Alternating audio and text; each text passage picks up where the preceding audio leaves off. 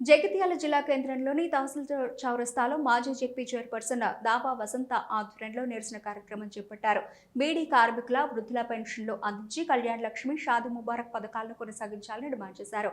ధర్నా కార్యక్రమంలో బీఆర్ఎస్ నాయకులు, కార్యకర్తలు పెద్ద ఎత్తున పాల్గొన్నారు. ఈ సందర్భంగా వసంత మాట్లాడుతూ రాజకీయ కక్షలతో కాకుండా పేదవాళ్ల పక్షాన, పేదింటి మహిళల పక్షాన ఆలోచించి కళ్యాణ్ లక్ష్మి, షాదీ ముబారక్ పథకాలను వెంటనే కొనసాగించే విధంగా ప్రయత్నం చేయాలని డిమాండ్ చేశారు.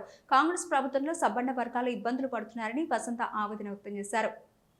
మాడబిడ్డల మీద అని చెప్పేసి అడుగుతా ఉన్నాం. ఏదేమైనా కూడా రాజకీయ కక్షలతో కాకుండా నువ్వు పేదవాళ్ళ పక్షాన, పేదింటి మహిళల పక్షాన ఆలోచించి కళ్యాణ్ లక్ష్మి, షాదీ ముబారక్ వెంటనే కొనసాగించే విధంగా నువ్వు ప్రయత్నం చేయకపోతే బిడ్డ నిన్ను తప్పిపోయి ముఖ్యమంత్రి అయినావు. అసలు నువ్వు ముఖ్యమంత్రి అవుతావని కూడా నీకు కూడా అనుకోలేదు. కాబట్టి ఇలా ముఖ్యమంత్రి అయినావు. చక్కగా పరిపాలించకపోతే ఇదే యావత్ మహిళా లోకం అన్ని గమనిస్తూ ఉన్నారు.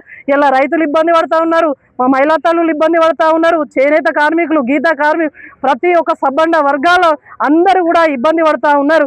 ఇలా నీళ్లు చక్కగా లేదు, ఎరువులు చక్కగా లేవు, ప్రతి ఒక్కటి కూడా ఇబ్బందికరం ఉంది. కరెంటు కోతలు ఉన్నాయి. ఇలా ఇస్తా అన్నటువంటి పెన్షన్లు అవ్వతాతకి ఇవ్వకుండా వాళ్ళు కొడుకులు చూడకుండా కేసీఆర్ చూసిండు. ఇలా అదే రేవంత్ రెడ్డి 4000 ఇస్తాడని చెప్పేసి ఎదురు చూసిండు. అది లేకపోయి ఇది లేకపోయి ఏమైనా కూడా ఇలా అప్లికేషన్లు ఇచ్చుడు.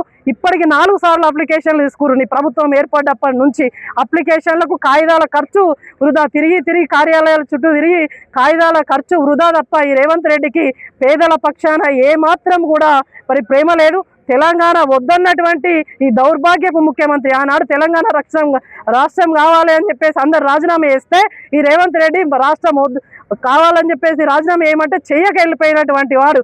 ఇలా చంద్రబాబు నాయుడు గారు ఎట్లా చెప్తే ఇలా రేవంత్ రెడ్డి గారు అట్లా పనిచేస్తారు. ఇలా రైతులకు యూరియా దొరుకుతలేదు. షాప్లో ఉండాల్సినటువంటి యూరియా యాప్లో బుక్ చేసుకోవాలని చెప్పేసి అదొక యాప్ పెట్టిండు. మళ్ళీ ఇలా రైతులు పంట వండియాలన్నా, నీ ఫోన్లు పట్టుకొని తిరగాలన్నా అంటే ఈ ప్రతిదీ కూడా కేసీఆర్ గారి మార్కు, కేసీఆర్ గారి ఆనవాళ్ళు మలిపేయాలని చెప్పేసి నువ్వు కుట్ర పొందుతూ ఉన్నావు. కానీ తప్పకుండా ప్రజలందరూ కూడా గమనిస్తూ ఉన్నారు.